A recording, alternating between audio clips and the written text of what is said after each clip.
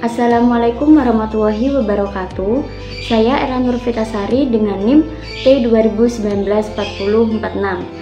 Di sini saya akan menjelaskan tentang konsep dasar fisika.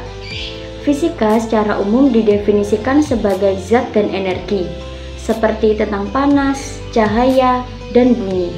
Adapun konsep-konsep yang dapat dikembangkan pada jenjang pendidikan anak usia dini, diantaranya yaitu yang pertama, materi adalah sesuatu yang menempati ruang dan berat.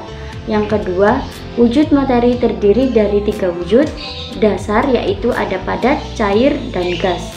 Yang ketiga, setiap materi di alam ini memiliki jarak. Yang keempat, ukuran materi sebagai objek seperti massa atau berat.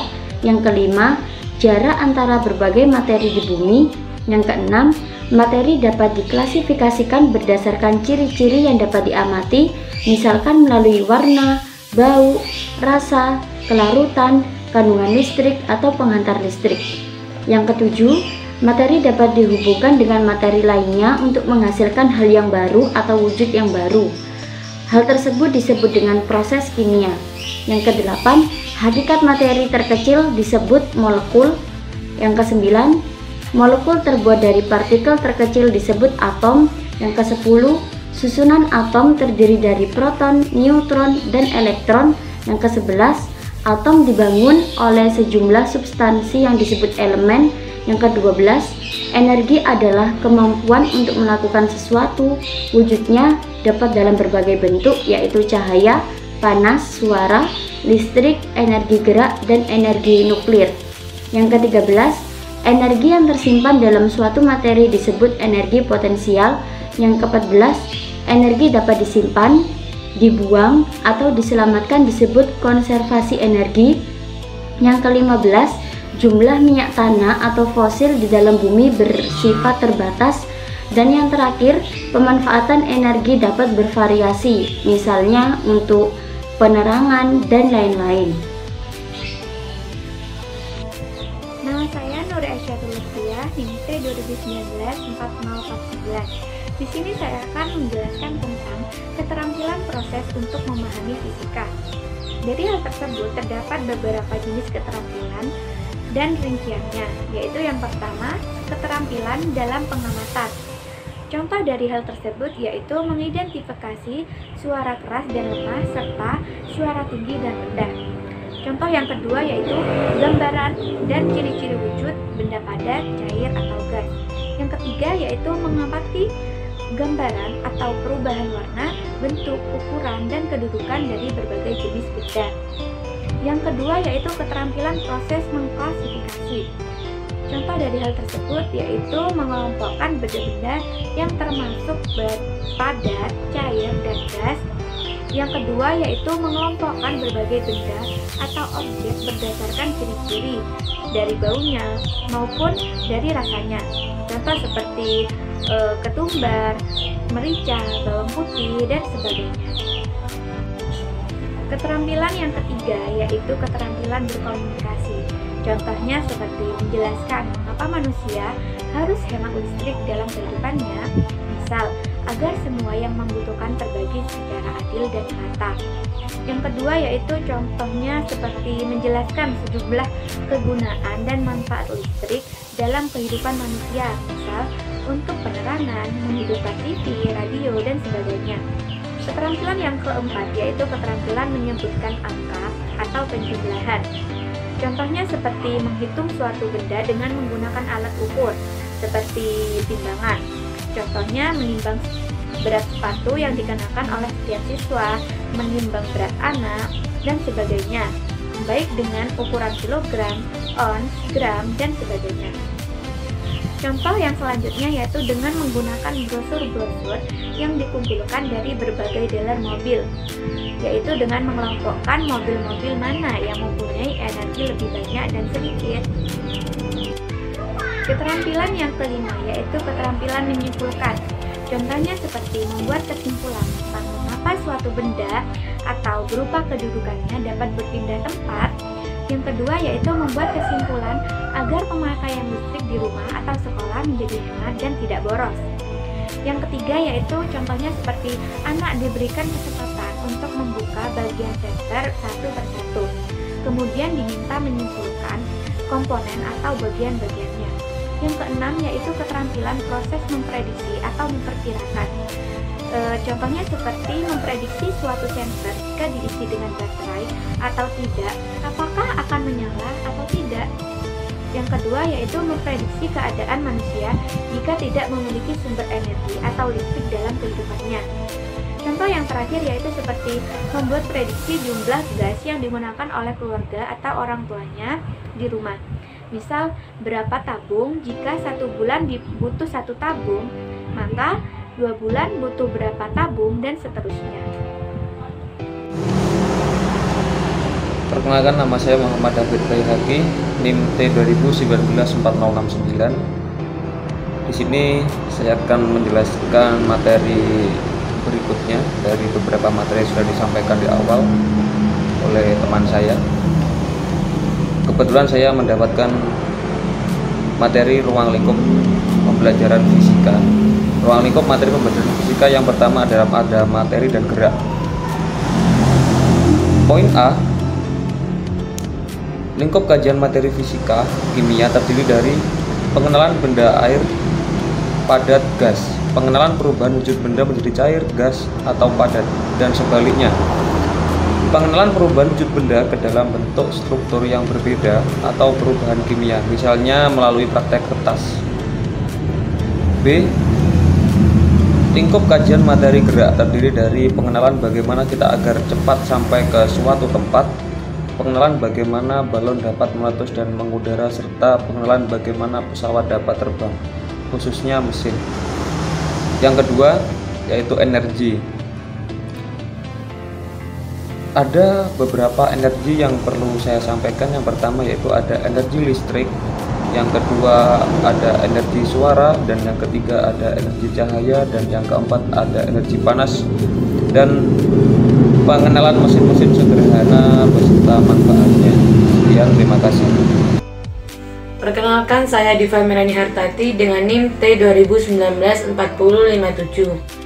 Di sini saya akan menjelaskan tentang strategi atau metode pembelajaran yang digunakan dalam pembelajaran fisika. Yang pertama yaitu ada pembuatan sudut atau area fisika.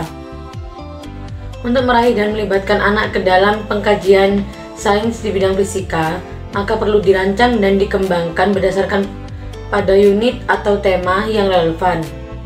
Sebaiknya sudut atau area yang dikembangkan secara periodik mendapatkan perubahan-perubahan seiring dengan tema atau unit yang dimunculkan. Yang kedua yaitu ada pembuatan bulletin board. Sebagai penunjang dan untuk memperkaya kemampuan sains pada anak usia dini, di sekolah pun harus dikembangkan majalah dinding yang mengemas tema-tema sesuai dengan ruang lingkup pengembangan sains pada anak usia dini. Menentukan dan menggali sains melalui metode discovery inquiry, sejumlah unit atau topik yang relevan untuk pembelajaran dan penggalian sains pada anak usia dini yang dapat dilakukan secara terintegrasi. Misalkan, tema pesan rahasia dari perubahan kimia materi dan perubahan-perubahannya, gas sebagai benda cair, bagian-bagian pesawat, dan lain sebagainya. Sedangkan khusus yang dapat didemonstrasikan, misalkan terkait dengan kekuatan aksi reaksi, dan sebagainya. Secara konkret, pelaksanaannya dapat Anda perhatikan pada contoh-contoh pengembangan. Simaklah baik-baik, karena hal itu juga dapat digunakan di tempat Anda mengajar. 4. Menggunakan kegiatan permainan. Kehebatan permainan dalam menyita perhatian anak sudah diakui oleh para pendidik anak usia dini. Untuk itu, pengenalan konsep dan keilmuan fisika kimia melalui permainan sangat tepat terhadap anak-anak. Dengan cara permainan, kesan atau image bahwa materi sains merupakan kajian yang menjenuhkan akan menjadi hilang, karena kajian sains dikemas secara menyenangkan dan setiap anak dapat mengikutinya. Berikut adalah beberapa contoh permainan dan cara melaksanakannya pada anak usia dini. seperti permainan kertas air, permainan telur siasat, permainan panas, hangat, dan dingin, dan permainan gerakan udara. Perkenalkan, nama saya Silvi Lailatul Mauludvia dengan NIM T2019-4056. Di sini saya akan membahas mengenai penggunaan strategi atau metode kunjungan lapangan. Konsep-konsep dasar yang terkait dengan fisika sangat banyak tersebar di lapangan, yaitu di masyarakat dan di alam. Untuk mendapatkan pengalaman yang lebih konkret dan bermakna, anak-anak dapat dibawa berkunjung ke tempat-tempat yang sesuai dengan topik atau tema bidang pengembangan sains. Sejumlah topik dan tempat yang dapat dijadikan kunjungan, diantaranya yang terkait dengan bentuk-bentuk energi, tentang daya-daya dan mesin, konservasi energi. Sasaran lain dapat juga sebagai pilihan, misalnya yang bertema materi dan susunannya dan sebagainya. Tempat-tempat kunjungan yang relevan dan sesuai diantaranya ke PPI Pusat Peragak Intex di Taman Mini Indonesia Indah. Tempat ini berisi tentang contoh-contoh aplikasi dan perwujudan dari berbagai teori fisika maupun kimia yang disajikan secara sederhana. Anak-anak cocok dibawa ke tempat ini. Di samping dapat memperkaya pengalaman sains, juga tempatnya sangat menyenangkan. Yang kedua yaitu laboratorium MIPA atau Maviki yang terdapat di universitas atau perguruan tinggi. Laboratorium pada PT atau PTN umumnya cukup memadai, baik dari sisi kelengkapan sarana maupun aktivitas dan dinamika kegiatannya. Anak-anak dapat dibawa berkunjung ke laboratorium tersebut. Jika banyak perguruan tinggi di suatu kotanya, seperti di Bandung ada lab MIPA UPI, lab Unpad, dan sebagainya, maka sekolah dapat membuat prioritas atau pemilih tempat yang paling memungkinkan. Selanjutnya yaitu beberapa contoh pengembangan.